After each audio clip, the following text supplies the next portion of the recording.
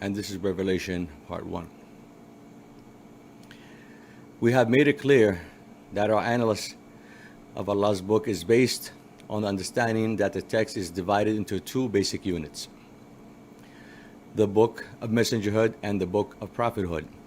This part of videos is dedicated to a full exploration of this division. Its aim is to show us how Allah has split up the different parts of the two books and shared them out between the suras of the written text. We believe that the miraculous nature of the text lies precisely in the book's dual nature, and that its protection against any tampering with the text meaning must be secured by keeping verses of prophethood apart from the verses of messengerhood. All of this is based on our notion that Allah's words are non-synonymous, in the sense that no word shares exactly the same meaning with another word, regardless of how close their semantic core may be.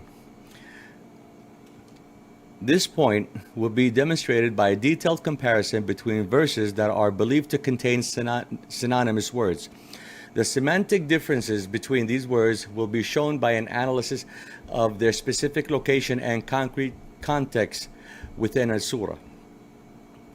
Let us first quote from the verses of the book and begin by asking questions that are meant to raise some doubts about how they are conventionally understood. The answers to these questions will be provided in later videos. First, we observe that the text uses several different terms in referring to Allah's revelation. Apart from terms such as Al-Quran, Al-Kitab, Al-Furqan, we also find Al-Dhikr. Do all these supposedly synonymous terms carry the same meaning? If not, how and why are they different? Second, when the text refers to the book, we find that the noun is qualified by two different attributes, phrases. This is a book with verses basic or fundamental of established meaning. Hud, verse 1. Also, a book consistent with itself. Zumar, verse 23. Is it correct to say that in the first instant, the text refers to a book that contains all definite verses of the book, whereas in the second instant, a different book is mentioned which contains ambiguous verses? Is it feasible to assume that the text contains two different categories of verses, each of which are assembled in two different books, that is, two smaller units within the larger unit of the book?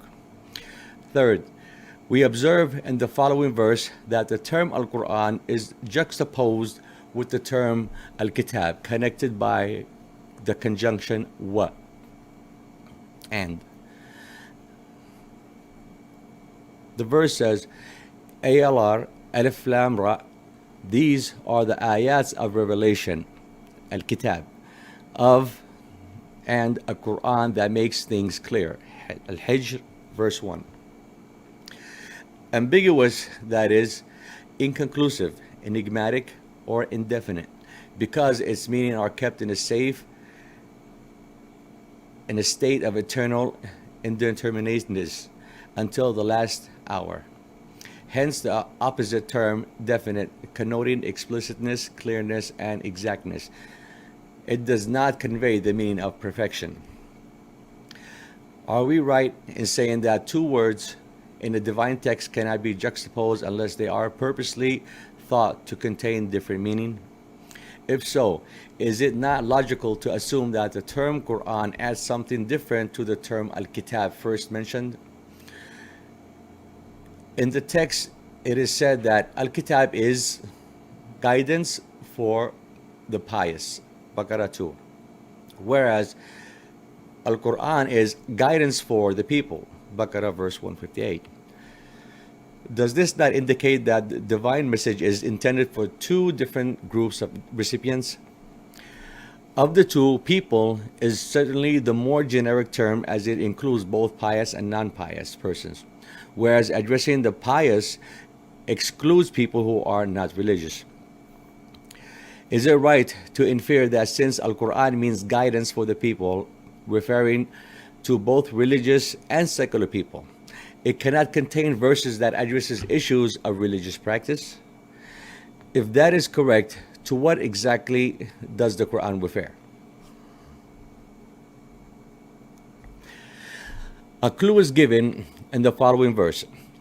It is a confirmation of revelations that went with it.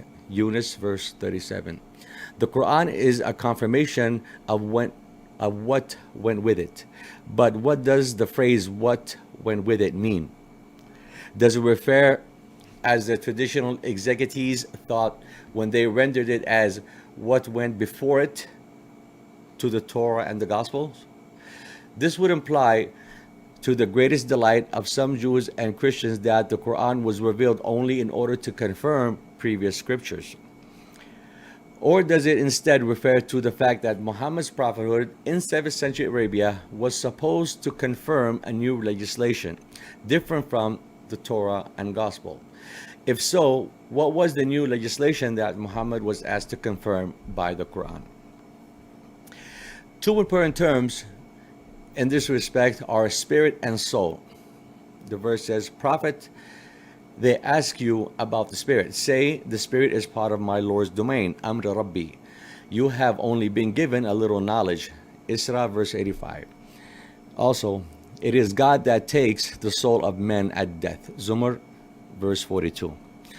How does spirit, ar-ruh, differ from soul, an-nafs? It is incorrect to interpret spirit as the secret of life, as many traditional exegetes have claimed, because this implies that all living creatures, animals, plants, and humans share God's spirit. If Allah has breathed his spirit only to Adam, the father of humankind, what that not exclude animals and plants? Is it correct to associate spirit with God's command simply because it is mentioned in the same verse? Are they not two separate terms connoting two different concepts that should not be confused?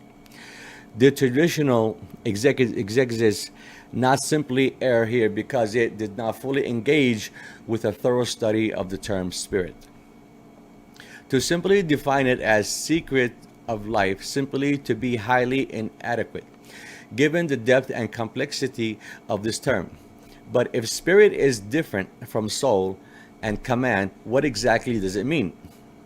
Also, what is the difference between Lord and God? Why does the text always use the term God, Allah, when it refers to ritual duties of worship? Why does it not contain a phrase such as "do not worship anyone but thy Lord"? In what context does the text use Lord, and when does it use God? The following verse, for example, uses the term Lord.